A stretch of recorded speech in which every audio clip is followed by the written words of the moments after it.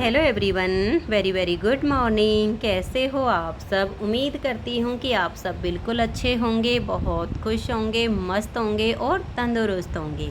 आप सभी को मेरी प्यार भरी राधे राधे। आप सभी के लिए शामा शाम के श्री चरणों में प्रार्थना करती हूँ कि प्रभु आप सभी को अच्छा स्वास्थ्य दे, आप सभी की सारी मनोकामनाएं पूरी करे और आप सभी के घरों में ढेर सारी खुशियाँ आए। अभी सुबह ये लगभग 6:30 पौने 7 का टाइम है और मैं कर रही हूँ सब्ज़ी बनाने की तैयारी। बाकी जैसे चाय बनाना, दूध गर्म करना, पनीर बनाना, ये सब काम मैंने पहले कर लिए हैं और अभी बैठ गई सब्ज़ी काटने के लिए। फिर ध्यान में आया कि चलो ब्लॉग की स्टार्टिंग कर लेती हूँ। कई दिन हो गए हैं ब्लॉग नहीं बनाया है। बीच बीच में अगर ब्लॉग बनता है तो आप सबसे मुलाकात हो जाती है, बातचीत हो जाती है। तो वही अभी खाना बनाने की तैयारी सारी तो नहीं होगी क्योंकि अभी तो मेरे शामा शाम सोए हुए हैं। फिर ठाकुर ठाकुराइन को जगाऊंगी, भोग पूजा आरती के बाद फिर बाद में ही मैं खाना बनाऊंगी क्योंकि मेरे घर में ना सुबह जल्दी रोटी कोई नहीं खाता है। सब कोई 11 साढ़े 11 बजे के आसपास ही रोटी खाना पसंद करते हैं। और कुछ घरों में ऐसा होता है जैसे रोटी बना के और अपना रख देते हैं और फिर जिसको जब खानी हो खा लेते हैं। लेकिन वही बात है, मेरे बच्चे तो खाते नहीं, 2-2 3-3 रोटी खानी होती तो गरम रोटी खाना ही पसंद करते। वो तय में लग जाती है ना, उनको पसंद नहीं आती। हाँ, किसी दिन जैसे कोई मजबूरी होती है, मुझे कहीं जाना है सुबह जल्दी, तो मैं रोटी बना के रख जाती हूँ, तो वो एक दिन का काम होता है, उसे एडजस्ट कर लेते हैं। लेकिन डेली वो इस तरह से नहीं खाना पसंद करते हैं। तो वही अभी जो है खाना बनाने की तो बस इतनी ही तैयारी होगी कि सब्ज़ी में छोंक लगा दूंगी, आटा ऊटा छान के रख दूंगी, छोटे मोटे जो काम है उनको निपटा दूंगी, रोटी बनाऊंगी 11 साढ़े 11 बजे के करीब। और अभी कुछ दिन पहले एक कमेंट्स आया था कि आजकल मेघा की फैमिली पर मेघा के ब्लॉग नहीं आते हैं, क्या बात है। तो मैंने कमेंट्स में तो उनको रिप्लाई दिया था कि मेघा प्रेग्नेंट है, इस वजह से वीडियो नहीं आती हैं। और ऐसी हालत में भाई ऐसा होता है कि मन थोड़ा सा अलग ही हो जाता है। और अभी हुई है बेटी, तो आप सब को मैं बता देती हूँ, हमारी भतीज बहू जो मेघा है उन्हें बेटी हुई है और 30 मई को हुई थी। तो 4 तारीख को उनकी छठी की गई। अभी मैं वीडियो बाद में ही बना रही हूँ, आप सबको बता रही हूँ। बीच में मैंने ब्लॉग नहीं बनाया था, इस वजह से नहीं बताया। तो आज सोचा कि चलो आज ब्लॉग बना रही हूँ तो आप सबको ये जानकारी दे देती हूँ। तो मेरी भतीज बहू को हुई है बेटी। 4 तारीख को छठी थी, हालांकि मैं गई थी मायके छठी वाले दिन। वैसे तो भाई ये होता है कि चलो टाइम हो तो रुक आए, लेकिन मेरे यहाँ भाई नहीं है टाइम। मेरा अपना काम ऐसा होता है कि मैं अकेली सब काम मैनेज करने वाली होती हूँ। अगर मैं ही कहीं चली जाऊँ तो सब काम बिखर जाता है। तो मैं 4 तारीख को गई थी, दोपहर बाद 3 बजे के करीब यहाँ से गई थी और 5 तारीख को मैं 2:30 बजे यहाँ वापस पहुँच गई थी। बस इतना ही टाइम होता है। तो बेटी हुई है 4 तारीख को छठी हुई थी। तो छठी की कुछ छोटी सी वीडियो क्लिप वगैरह मैं बना के लाई हुई हूँ। टाइम मिलेगा तो आप सबके साथ शेयर कर दूँगी। ज़्यादा ब्लॉग मैंने वहाँ नहीं बनाया। क्या होता है ना, काफ़ी दिनों के बाद जाती हूँ, सबसे मिलना, सबसे बात करना, और ऐसे में कोई ब्लॉग वगैरह नहीं बनता है। जब कई दिनों के लिए रुकने के लिए जाओ तो ब्लॉग बनाने का आनंद भी आता है। और अब रुकने का मेरे पास समय नहीं होता है क्योंकि काम देखना पड़ता है। तो 19 तारीख को जो पीलिया आता है बहू के मायके से वो आएगा, उस दिन मैं दोबारा जाऊंगी।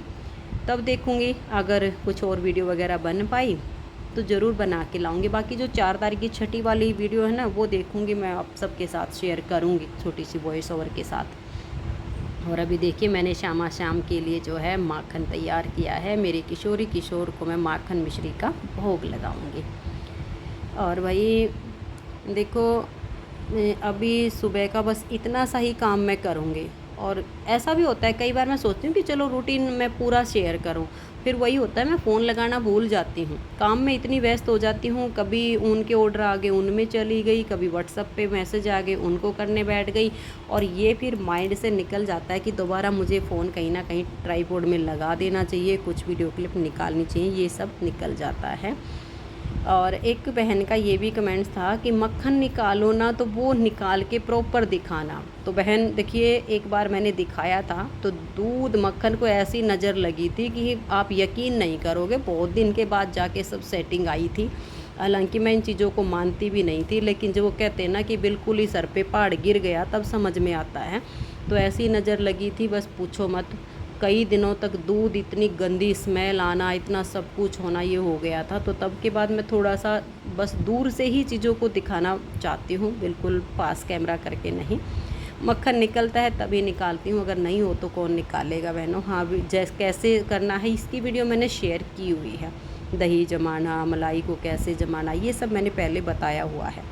हालांकि मैं प्रॉपर इसी वजह से मैंने सामने से नहीं दिखाया था। और भाई ये जो टाइम है ना, ये शाम के लगभग 5 बजे का टाइम है। दिन भर मैंने काम किया, फिर शाम के टाइम पे मैंने सोचा कि एक सूट काट के रखा हुआ था, ये मैंने 2 दिन पहले कट कर दिया था, ये 2 से 3 दिन पहले का कट करके रखा हुआ था। बस ऐसा ही होता है। मशीन अभी मैंने जो पैक करके रखी नहीं, अपना बाहर ही निकाली हुई है। किसी दिन जब मन कर जाता है तो थोड़े बहुत टाँके लगा लेती हूँ, नहीं मन करता है तो छोड़ देती हूँ। कौन सा मैंने कोई किसी के सिलाई पर सूट लिए हुए हैं।